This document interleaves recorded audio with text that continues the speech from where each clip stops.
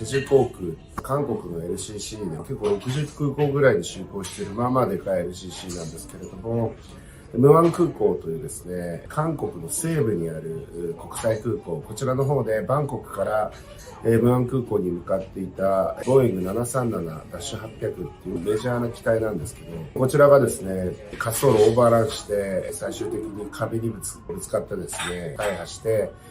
乗客乗員178名が死亡し、2名だけまだ生き残ってるっていうような状況でございます。こちらの方の事故なんですけれども、このボーイング 737-800、このチェジュ航空の機体、これまで異常も特になく、機長もコーパイロットもですね、まあまあのベテランでですね、飛行時間もそれなりに長い、機長も6000時間以上乗ってるのかな。ということで、特に問題あるスペックではなかったんですけれども、着陸しようとする2分前にバードストライク警報、つまり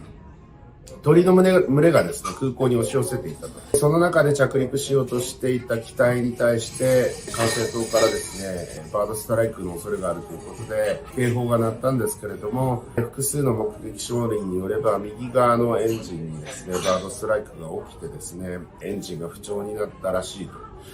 で、その後ですね、着陸せずにですね、着陸復興ということで、ゴーアラウンドっていうのをやってですね、通常こうやって降りていくんですけど、着陸復興の場合また一回ぐるっと回って、もう一回同じとこから降りていくんですけど、おそらく余裕がなかったのか何なのかわかんないんですけど、このまま旋回して逆サイドから降りようとして、その時にですね、ランディングギアという機種の方向に1個、そして右側、左側に1個ずつあるんですけれども、これが全部降りない状態でですね、着陸して胴体着陸という形になって滑りながらこの滑走路、2800メートルしかなかったっていうのもあるんでしょうけれども、そのままですね、突っ込んでいって、ボール、最後の滑走路の端っこにですね、壁があったんですけれども、そこに突っ込んでですね、見事大破して、爆発前炎上して、ほとんどの人たちが助からないという最悪の結果になってしまうことになりました。いくつか疑問はあるんですけれども、そもそも着陸しようとしてたはずなんで、ランディングギアを下ろしてたと思うんですけど、それがもしかしたらその時も降りてなかったのかなと。ただ、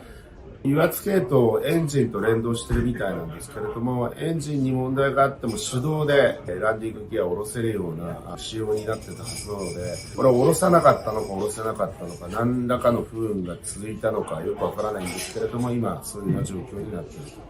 と。ランディングギアを下ろせない状態で、しかも最終的にランディングした時に逆噴射といってですね、エンジンをですね、反対方向に噴射してですね、エンジン止めるんですけれども、エンジン止めるとか飛行機をこう逆方向に押し出して止めるんですけれども、それもおそらく効かなかったということで、まあまあのスピードでオールに激突してしまったんじゃないかなと、そういう状況になっていると。まあそういった状況の中ですね、脱出もうまくいかずですね、悲惨な結果になってしまったわけですけれども、事故の調査結果が強く待たれるような状況にあると。いくつかの不運な状況が重なってこういう風になったのか、バードストライク以外にもですね、機体に不具合があったのか、これからの調査結果が待たれるような状況になっていると。アゼルバイジャン航空ですね、これロシアの地対空ミサイルが撃破したらしいんですけれども、そういった事故がですね、また年末に重なるような事態になってしまいましたが、こういった不幸な事故、今後も起きないように祈りたいなと思っています。ということで、今日はこの辺で終わりたいと思います。